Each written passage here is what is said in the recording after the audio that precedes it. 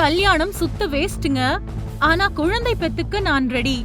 புரட்சி தமிழச்சியாக மாறிய திவ்யா சத்யராஜ். புரட்சி தமிழன் என்று சொல்லிக் கொள்கிற நடிகர் சத்யராஜின் மகள் திவ்யா சத்யராஜ் ஊட்டச்சத்து நிபுணராக இருக்கிறார். இன்னும் திருமணம் செய்து கொள்ளவில்லை. கடந்த ஆண்டில் திமுகவில் அவர் இணைந்தார். ஆனால் அவருக்கு இந்த முறை தேர்தலில் போட்டியிட கட்சி தலைமை வாய்ப்பளிக்கவில்லை. ஆனால் அவர் விருப்ப மனு தாக்கல் செய்திருந்தார். சமீபத்தில் நேர்காணல் ஒன்றில் பேசிய திவ்யா சத்யராஜ் கூறியதாவது, இருவர் திருமணம் செய்து கொண்டு ஒன்றாக இருக்கிறார்கள் என்றால் அவர்களுக்கு இடையே காதல் இருக்க வேண்டும். திருமணம் செய்து கொண்டோமே என்பதற்காக அவர்கள் ஒன்றாக இருக்கக்கூடாது. ஆனால் இப்போது திருமணமே கார்ப்பரேட் ஆகிவிட்டது. ஒரே மதம், ஜாதகம் பொருத்தம் இருக்க வேண்டும் என்று நினைக்கிறார்கள். எனக்கு ஜாதகமே இல்லை என்பதை பெருமையாக சொல்லுவேன். என்னுடைய அப்பா ஜாதகத்தை நம்ப மாட்டார், நானும் அதை நம்ப மாட்டேன். அதனால் எனக்கு ஜாதகமே இல்லை.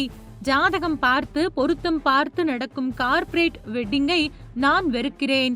எனக்கு ஒருவரை பிடித்திருந்தால் அவருடன் வாழ்வேன். தாலி கட்டுவதில் எனக்கு நம்பிக்கை இல்லை. இதற்காக நான் காதலித்தது இல்லை என்று சொல்லிவிட முடியாது. நானும் காதலித்து இருக்கிறேன்.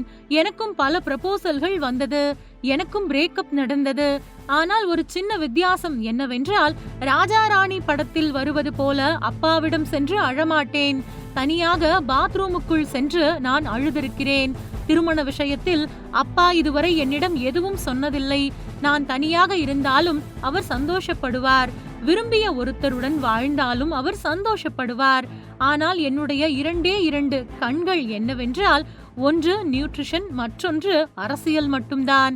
எனக்கு திருமணத்தில் கொஞ்சம் கூட நம்பிக்கை இல்லை. மோதிரம் மாற்றிக்கொள்வது, தாலி கட்டிக் கொள்வது உள்ளிட்ட எந்த சடங்கு சம்பிரதாயங்கள் மீதும் எனக்கு நம்பிக்கை கிடையாது.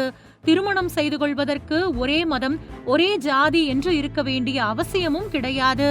நமக்கு ஒருவரை பிடித்திருக்கிறது என்றால் அவருடன் இணைந்து வாழலாம்.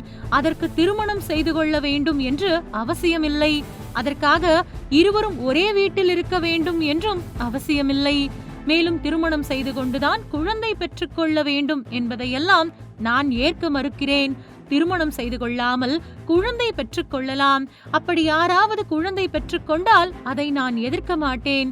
என்னை பொறுத்தவரையில் திருமணமே செய்து கொள்ளாமல், ஒரே வீட்டில் வசிக்காமல், இருவரும் தங்கள் வீட்டில் வசித்துக் கொண்டே இணைந்து வாழ முடியும் என்று திவ்யா சத்யராஜ் கூறியிருக்கிறார்.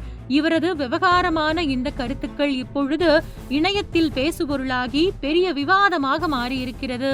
அதுவும் கல்யாணம் செய்து கொள்ளாமல் குழந்தை பெற்றுக்கொள்ளலாம் என்கின்ற அவரது கருத்து, புரட்சி தமிழனின் மகள் திவ்யா சத்யராஜ் புரட்சி தமிழச்சியாக மாறிவிட்டார் என்பதையே காட்டுகிறது.